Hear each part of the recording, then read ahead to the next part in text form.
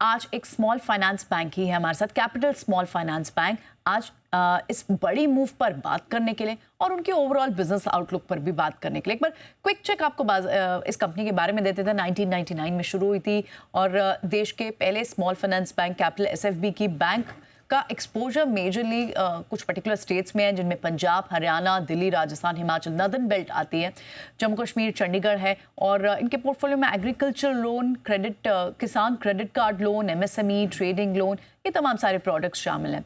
आज आरबीआई ने जो ब्याज दरों में कटौती की है, अब इस पर बैंक के कामकाज पर कितना असर पड़ेगा, कितना ये बेनिफिट आगे पास कर सकते हैं, इन सब पर बात करेंगे। हमारे साथ इस वक्त कंपनी के मैनेजमेंट बने हुए हैं।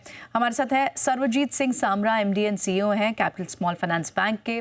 सर्वजीत जी, बहुत बहुत शुक्रिया आज समय देने के लिए। आज तो बहुत परफेक्ट डे है आपसे सवाल पूछने का भी, क्योंकि जिस तरह से इफेक्टिवली हमने देखा लास्ट टू लास्ट क्वार्टर में भी हमने देखा आपने बहुत यील्ड्स को मैनेज किया, इंटरेस्ट स्प्रेड अक्रॉस इंटरेस्ट से साइकिल्स, आपका कंसिस्टेंट निम्स। अब तो आपके पास रीजन भी है कि वो तो तब की बात थी जब डिफरेंट इंटरेस्ट रेट की साइकिल्स थी, अब तो रेट कट की साइकिल भी नीचे की तरफ है।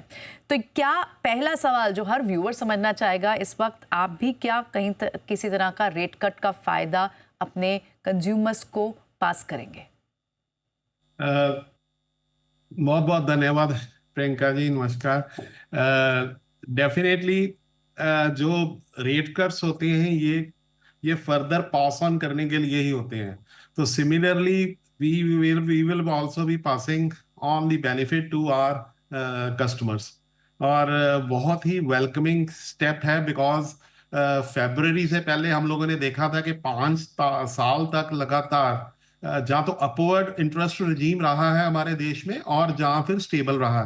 तो अब लगातार ये तीसरी कटौती, और दो पहले कटौती फरवरी और अप्रैल में हो चुकी है, और ये कटौती, और इस कटौती के साथ साथ जो सीआरआर में जो रिडक्शन सितंबर ऑनवर्ड्स जो 100 बिप्स अनाउंस की है, ये बहुत ही एक वेलकमिंग स्टेप है। इससे क्रेडिट की डिमांड बढ़ेगी और ओवरऑल बिजनेस की जो कॉस्ट है वो कम होगी।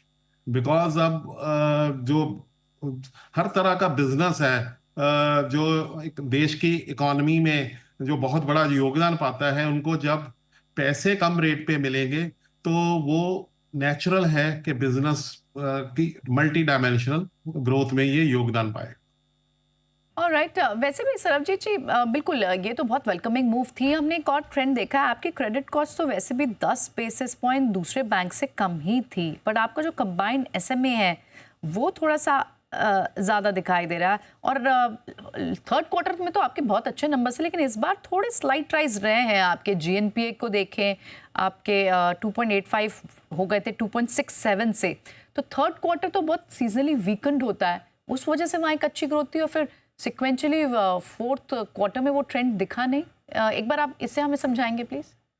नहीं, फोर्थ क्वार्टर में भी अगर मैं फोर्थ क्वार्टर के नंबर आपसे शेयर करूं तो वो जीएनपीए जो है वो कम हो गए, 2.58% हुआ है, और नेट एनपीए 1.30।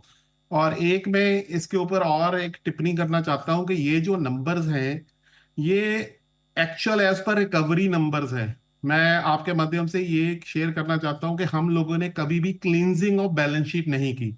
हम सिक्योर्ड लैंडिंग में हैं और ये सारे जो हम लैंड करते हैं वो हम रिकवर करते हैं। तो इसमें बहुत ही नेग्लिजिबल राइट ऑफ है, आई वुड से। और कभी भी किसी एआरसी को एनपीए हम लोगों ने अपनी हिस्ट्री में as a small finance bank, और इससे पहले हम लोकल एरिया बैंक थे, हमने कभी भी एनपीए सेल ऑफ नहीं किया। तो these are all recovery based numbers and these are very well controlled and progressing in the right direction. बिल्कुल सत्यजीत जी, मैं आपके पास आऊंगी वापस, लेकिन इस बीच अपने व्यूवर्स को वो फुटेज दिखा रहे थे जहां पीएम मोदी को देख रहे थे। आज वो अनवील करने वाले थे चेनाब में वर्ल्ड दुनिया का सबसे बड़ा रेलवे ब्रिज। आज इसका उद्घाटन करने के लिए खुद मोदी जी वहां पहुंचे हुए हैं, और ये एक बड़ी माइलस्टोन है इंडिया की इंफ्रास्ट्रक्चर जर्नी में। First cable stayed railway bridge भी होगा, ये भी इनॉग्रेट करने वाले हैं पीएम आज। और 30 साल की लंबी इंतजार के बाद ये ट्रेन कनेक्टिविटी अब कश्मीर वैली को जोड़ पाएगी पूरे देश के साथ। तो ये एक बड़ा लैंडमार्क मूवमेंट इंडिया की पूरी इंफ्रास्ट्रक्चर जर्नी में आज दिखाई देता हुआ। चलिए सत्यजीत, बहुत बहुत शुक्रिया, thank you for being so patient with us. बिल्कुल मैं आपका ये पॉइंट समझ गई, लेकिन हमने देखा बहुत ही थर्ड क्वार्टर में तो आपके राइट ऑफ बिल्कुल नील के बराबर थे ही नहीं। इनफैक्ट कैसे मैनेज किया आपने ये, क्योंकि आप अगर देखें तो डिक्लाइनिंग आपके ग्रॉस एनपीए भी हैं, नेट एनपीए भी घट रहे हैं, ये आपके एसेट क्वालिटी को रिफ्लेक्ट कर रहा है। किस तरह से आप इस ग्रोथ को मेंटेन करेंगे? कोई पर्टिकुलर सेगमेंट है जिस पर आप फोकस कर रहे हैं? नहीं, ऐसा है कि एक तो मैं आपको लोन पोर्टफोलियो के बारे में बताना चाहता हूँ। हमारा जो लोन पोर्टफोलियो है वो 99.7% सिक्योर्ड है। हम अनसिक्योर्ड लैंडिंग में नहीं है। और हम जो पैसा देते हैं कस्टमर को, वो बिजनेस की या जो भी एक्टिविटी वो कर रहा है उसकी उसमें एडिशन करने के लिए देते हैं, ताकि वो जो हमारे से पैसा ले रहा है, it is all growth credit, वो अपना इनकम लेवल और अपना बिजनेस बढ़ा सके। और ये आप अगर मैं आपको पूरी अपनी हिस्ट्री जो 25 साल से ज्यादा हमें हो गए, पहले हम लोकल एरिया बैंक थे, उसके बाद स्मॉल फाइनेंस बैंक में कन्वर्ट हुए।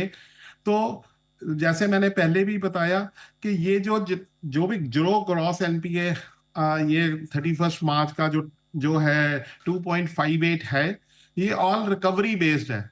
इसमें नेग्लिजिबल राइट ऑफ और सेलिंग तो कभी हुई ही नहीं किसी एआरसी को एनपीए की। जी, ओके, बिल्कुल। नहीं, हम देख रहे हैं आप डूइंग वेल। इनफैक्ट आपके एनआईआई भी अच्छा परफॉर्म किया है, वहाँ पे भी ग्रोथ दिखी है लगभग 19% की।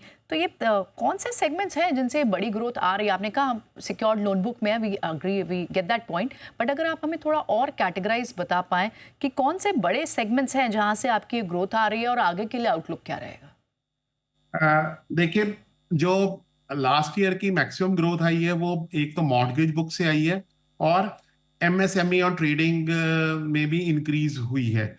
और तीसरी जो हमारी बड़ी सेगमेंट वो एग्रीकल्चर है।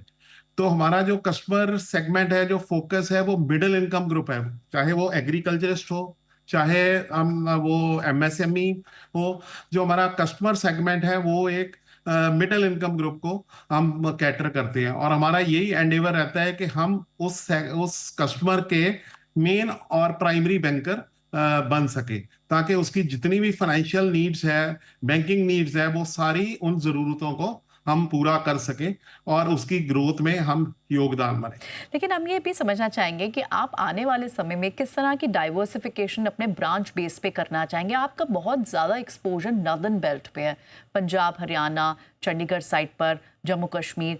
क्या अगले आने वाले कुछ सालों में ये कॉन्सेंट्रेशन रिस्क भी हो सकता है? क्या इसे मिटिगेट करने की कोशिश करेंगे, एक्सपैंड करेंगे आप जोग्राफिकली भी? बिल्कुल जी, हम ईयर ऑन ईयर हम स्टेट्स, बट हम कॉन्टिग्यूटी एक मेंटेन कर रहे हैं अपनी एक्सपेंशन में, जो नजदीक वाली स्टेट्स हैं, बिकॉज हम एक ब्रांच लेड बिजनेस मॉडल में है। और प्रेजेंस पंजाब में इसलिए ज्यादा नजर आ रही है बिकॉज हम लोकल एरिया बैंक थे। लोकल एरिया बैंक के टाइम हमारा जो एरिया ऑफ ऑपरेशन वो पंजाब पूरा भी नहीं था, सिर्फ पंजाब के 5 जिले थे।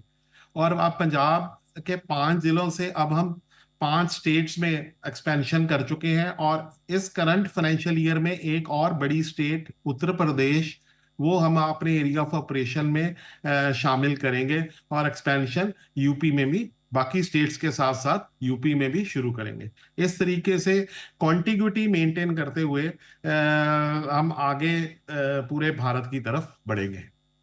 चलिए, बिल्कुल, विश यू लक आपके आने वाले क्वार्टर्स के लिए। सर्वजीत जी, बहुत बहुत शुक्रिया आज हमसे बात करने के लिए, जी बिजनेस पर अपना आउटलुक और व्यू भी शेयर करने के लिए बहुत बहुत शुक्रिया। तो Sarvjit Singh Samra, MD and CEO Capital Small finance Bank हमसे आज बात कर रहे थे।